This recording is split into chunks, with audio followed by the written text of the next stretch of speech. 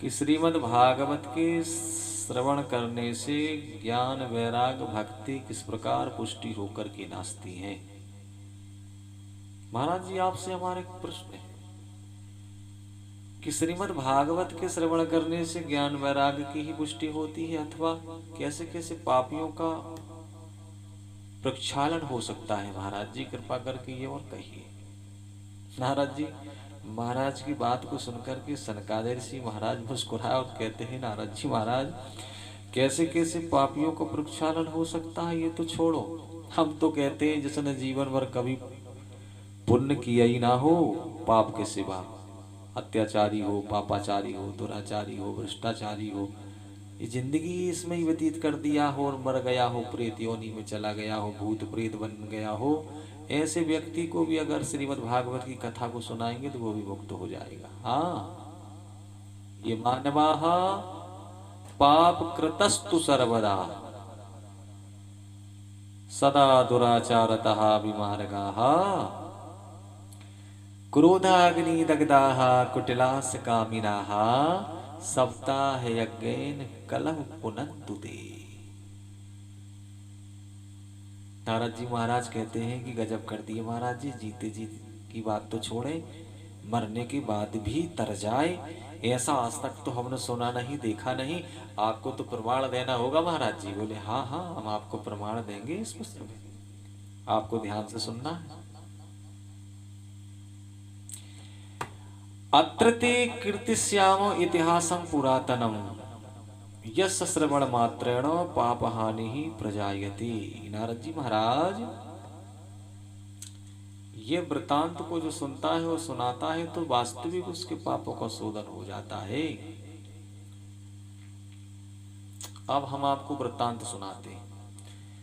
तुंगभद्रा नदी के तट में एक पंडित जी रहा करते थे जिनका नाम था आत्मदेव पंडित, आत्मदेव शर्मा, परम द्वितीय भास्कर के समान, परम विद्वान, कर्मयोगी, कर्मकांडी। ठीक उनके ही विपरीत उनकी धर्मपत्नी जिनका नाम था धुंधली देवी जी, लोकवार्ता रता क्रूरा प्रायसो बहुचल्पिका श्रूरा चाग्रह कृत्येषु कृपणा कलह प्रिया। बड़ी झगड़ालू थी, जब तक पड़ोसन से लाठी चार्ज नहीं कर लेती थी भैया, जब तक भोजन हजम नहीं होता था। पंडित था इनका, इसकी बुराई उसको बता देना, उसकी बुराई उसको बता देना, बीच में बैठ के मजा लेना। ऐसे कृत्य वाली पत्नी के साथ भी ऐसे सरल स्वभाव वाले पंडित जी निर्वाहन कर रहे हैं। दोनों दंपतियों को एक कष्ट था, इनकी संतान नहीं थी। आए दिन इनको ताना सुनने के लिए मिला करते थे। पंडित जी बड़े प्रतिष्ठित, कई प्रकार से कई लोगों की बात सुने तो उनको सुना भी नहीं जाता था। एक दिन ये सब चीजें चारों तरफ के बवंडरों को देख करके, तानादारों को देखते हुए संसार त्यागने का मन आया इनको। घर छोड़ के चले जाते हैं। ग्रहम त्यक्त्वा वनम गताः। पंडित जी घर छोड़ के जंगल की ओर चले गए। जंगल में बैठ करके रो रहे, आंसू बहा रहे हैं। अचानक एक वहां पर संत जी चले आ रहे थे। उन्होंने देखा कि कोई जिज्ञासु पिपासु होगा, भगवत प्राप्ति के लिए रो रहा है, चलो कुछ मार्गदर्शन किया जाए भाई। भगवत रसिक इच्छुक पिपासु होगा। आ गए मार्गदर्शन करने के लिए पास में। पूछ लिया, कथम रोदसी विप्रत्वम काते चिंता बलियसी। अरे संत जी महाराज ने पूछा, अरे क्यों भाई क्यों रो रहे हो, किस बात की चिंता सता रही है तुमको, शीघ्र हमको बताओ।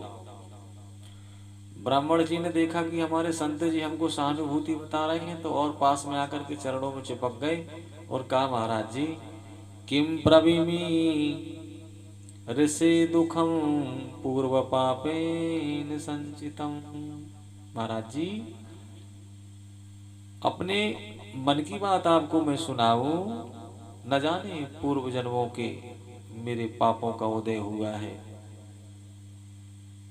मैं अपने पूर्वजों को भी जल अगर देता हूं तो उनकी आंखों से अश्रु निकलते हैं, क्योंकि मेरे बाद उनको जल देने वाला कोई नहीं है। महाराज जी, भगवान का दिया हुआ सब कुछ है मेरे पास, पर मेरी कोई संतान नहीं। महाराज जी, मैं जिस घर में रहता हूं ना, वो घर भी मुझे काटने के लिए दौड़ता है। महाराज जी, क्या करूं मैं?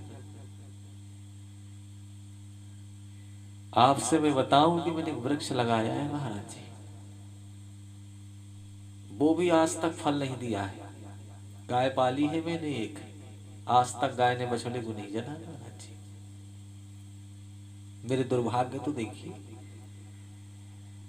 संत मन ही मन में सोचने लगे कि भैया ये तो पुत्र के लिए रो रहा है, फिर भी जब इसका मार्गदर्शन तो कुछ न कुछ तो हमको करना पड़ेगा।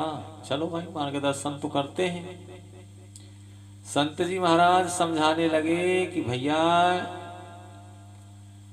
मुंचा ज्ञानम प्रजारूपम बलिष्ठा कर्मणो गति विवेकम तो समासाद्यो तद संसार वासनम। पंडित जी, हे ब्राह्मण देवता, बेटा बेटियों के चक्कर में ना पड़ो। बेटा बेटियों के चक्कर में रोने की आवश्यकता नहीं है। ये तो महान अज्ञानता है तुम्हारी। क्यों? क्योंकि कर्म की गति गजब गहन होती है साहब जी, बलवती होती है। इसलिए आप तो अपने विवेक से काम कर लो महाराज जी, और संसार की बेटा बेटियों की वासना को त्याग दो, मन से निकाल दो। कौन किसका बेटा, कौन किसकी बेटी? अरे पंडित जी, तुमने इतिहास तो सुना ही होगा, जाना ही होगा, पढ़ा ही होगा। राजा सगर की 60,000 बेटा हुए थे, पर कौन से बेटे ने सगर को सुख दिया? कपिल भगवान का अनादर किया करके सब भस्म हो गए। पीढ़ियों लग गई तारने में, उनको पीढ़ियों लग गई तारने में, तब कहीं जाकर के अपने पूर्वजों का उद्धार किया उन्होंने।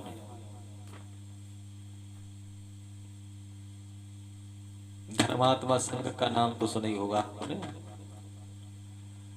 धर्मात्मा अंग का नाम तो सुना ही होगा आपने, जो संतानहीन थे, बड़े बड़े यज्ञ किए, जब जाकर के एक बेटा हुआ, और ऐसा बेटा हुआ कि निकल पड़ा नास्तिक बैन। पिताजी को ही अपना राज छोड़ के भागने पड़ा। तो बेटा के हो जाने से तुम सुखी हो जाओ,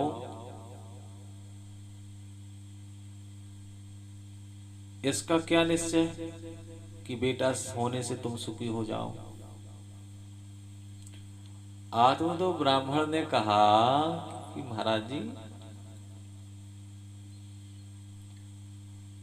आप मेरी बात सुनिए। आप जो मुझे प्रवचन दे रहे हो, ये प्रवचन करना तो खैर मैं भी जानता हूं, मुझे बहुत अच्छी तरह से आता है, मैं भी पढ़ा लिखा हूं, विद्वान हूं।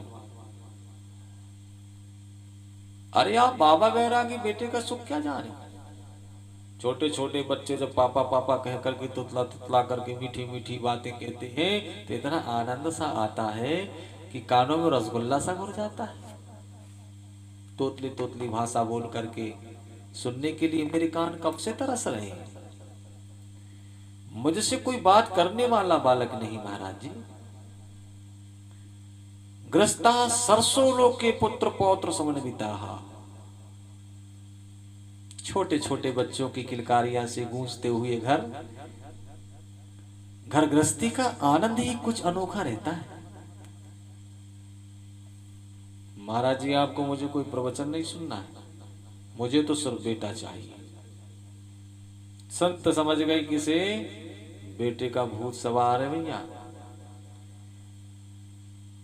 इस समय इसको कुछ नहीं सूझ रहा है। संत जी बोलते हैं कि सुनो पंडित जी, वैसे मैंने आपकी ललाट पढ़ रखी है। बोले क्या पढ़ा है महाराज जी मेरी ललाट में?